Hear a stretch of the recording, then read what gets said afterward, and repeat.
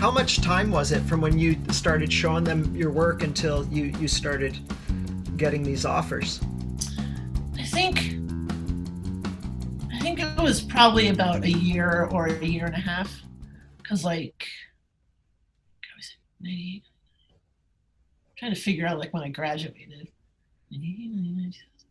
Yeah, so I think I started like really going to conventions and stuff in like 2001, I think, and then I started doing stuff for them in um, 2002, I think, because there's definitely like a little gap. Like I remember, like I tried to get a bunch of work, then I graduated, and I didn't have a job, so I moved back to my parents' house, and I remember like the rest of that year, just like I couldn't get anything moving or whatever. Like I couldn't get anything going, and I was like really depressed.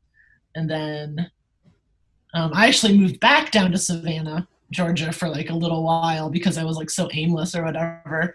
And that's where I did my first big book, Spooked. But I feel like after I did that, things, I got to do the first Wet Moon book after that, and things pretty, started getting pretty smooth after that. Yeah. And Wet Moon was what, 2004? Yeah, the first book was 2004, and then I tried to put out, like every year or two. I mean, like in the beginning, I was like a machine. I could, pump out a Wet Moon book in like 5 or 6 months or something. I can't do that anymore. But yeah, like I feel like around when I was doing the first few Wet Moon books, there was just like this cluster of all these projects all at once, like going like really fast. And then like as I slowed down like over time, like I feel like some artists, they get faster, but I've definitely gotten slower. And things started coming out like more infrequently. But yeah, like early on, it was pretty, like off to the races in the beginning. And is that true as far as making a living as well, where the work was coming and the money was coming comfortably, or? That took a couple extra years because like I didn't make a ton of money on Wet Moon. Like the advance rate like wasn't a lot of money, and it takes a while for like royalties to accumulate, and so I couldn't move out of my parents' house until I took a job with Tokyo Pop, and they paid enough to live on at that time. And so I finally moved out of my parents' house in like 2005, I think. So were you able, with the help of your parents, to not need another day job to get you through, so you could focus on your art, or? I had a day job like when I was living with my parents. I didn't work every day, but I worked at a screen printing shop.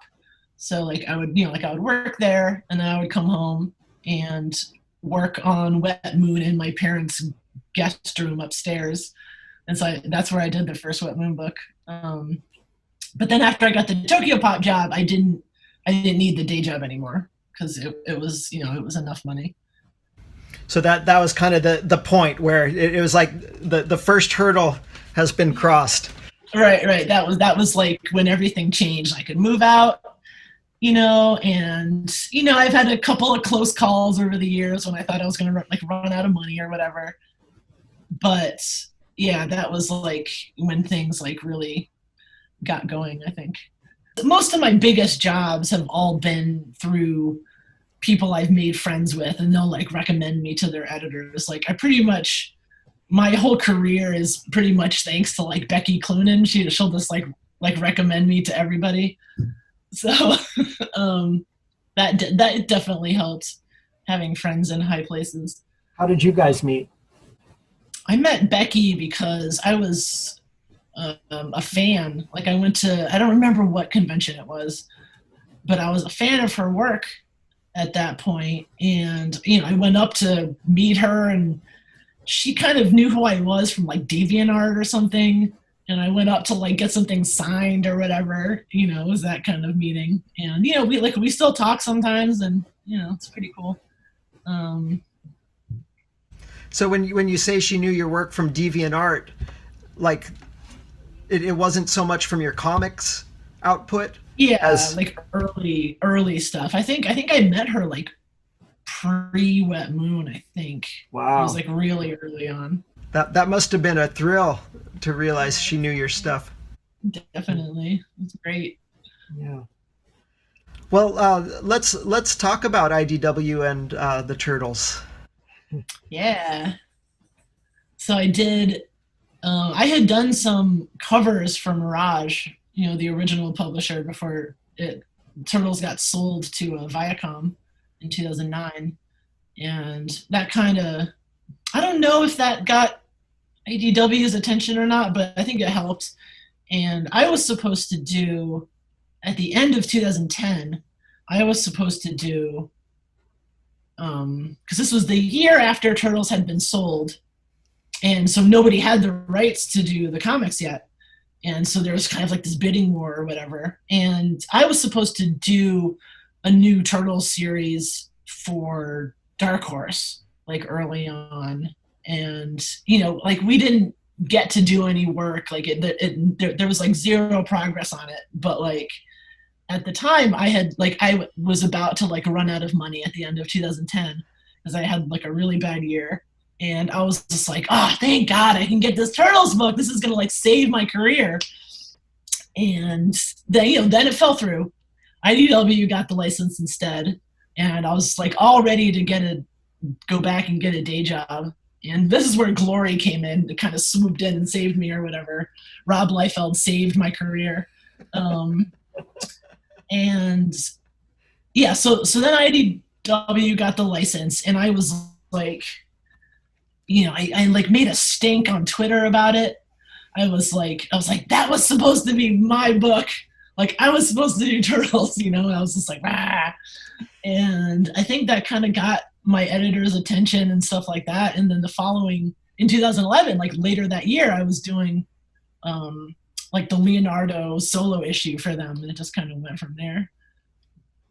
So sometimes it pays to make a stink on Twitter. I was just gonna say maybe the squeaky wheel does get the oil sometimes, huh? Sometimes does. It's like I don't know. At that point, I had like nothing to lose. So, like, why not be an annoying asshole on Twitter? I don't care. got me the job. I know you've got plenty of stories you've written and drawn yourself, and you just mentioned you've written. Have you written stuff you knew you weren't gonna draw yourself? I think the only thing so far was I co-wrote with Bobby, my editor. I co-wrote 2 issues of Ninja Turtles Universe, which for a while was like the companion series. They would just do kind of like side stories or stories about like minor characters and stuff like that. And I wrote 2 of those for Pablo Tunica. And I think that was the first thing I had ever written that somebody else drew. It's pretty good. It's pretty fun. I was going to ask if you have interest in doing more of that, or if you like writing and drawing your own stuff. I do love writing and drawing my own stuff. I'm writing some more Turtles issues that I'm not drawing because like I can't draw them all. It's impossible. Just time wise. Yeah, time wise, and they're doing some double shipping over the summer, so it's like physically impossible for me to draw like 2 issues in a month. So there's that, and just doing the writing and doing the proposals and stuff and drawing is like really intensive, so I have to kind of step back and just do the writing for a little while before I can like build up a backlog of issues, my next arc that I do draw. Yeah. I'm sorry. I had a thought that I was going to say it. I lost it. Okay. You talked a little bit about going to DC and Vertigo, and I'm curious if you've done much work for the big two, on their big characters, just straight work for hire. Um, no, I haven't. I have something coming up for DC that I can't say what it is. No problem. There's something coming up for them, and I've done like 3 covers for Marvel over the years. Like I did like a Black Panther cover, I did a Hellcat cover, but I've never drawn any interiors like on any of the big superhero stuff. I've had some opportunities, but it's like the scheduling, it just never works out.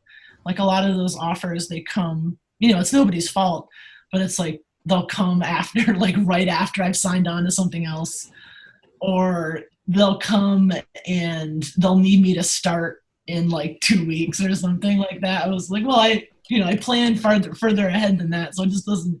It's just really hard to like make the scheduling work. Even for my own stuff, like I'll take like years. There'll be years between like Wet Moon books or whatever. It's just really hard to make the schedule work. The Wet Moon books coming out over years like that.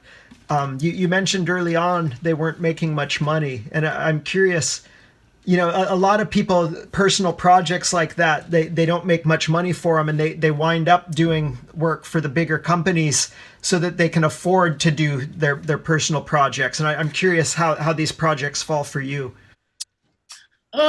Like in the early years, I would try to alternate years. Like I do 1 year on like a Wet Moon book or whatever, and next year I would do something that paid more, and then I'd do Wet Moon the next year. So I would always have this kind of like buffer of like savings to like get me through those like lower paying projects. But with me like getting slower and stuff, like it's much harder to do that. Like I was working on a creator-owned project last year, my comic Shadow Eyes, which I really need to finish, and like I had to stop work on it because I'm like, wow, I'm gonna run out of money in like 2 months. I got to go find another job, and so like that. But like instead of being able to finish something like I used to do, I'll have to like kind of chip away at the indie stuff more. Like I'll work on Shadow Eyes for like 3 months, and then like go off and do Ninja Turtles, and then go back to Shadow Eyes and like do a little bit more on it. Like I've been working on the next Shadow Eyes book for years at this point. Like I just like I don't know. I can't. I'm no good at the scheduling anymore. I can't do it. I don't know what happened. I used to be able to like have a project and be like, oh, this is going to take me 5 months to do, and it would take me 5 months, but I just can't do it anymore. I don't know what happened. I'm just, I'm not hungry anymore, I guess. I don't know.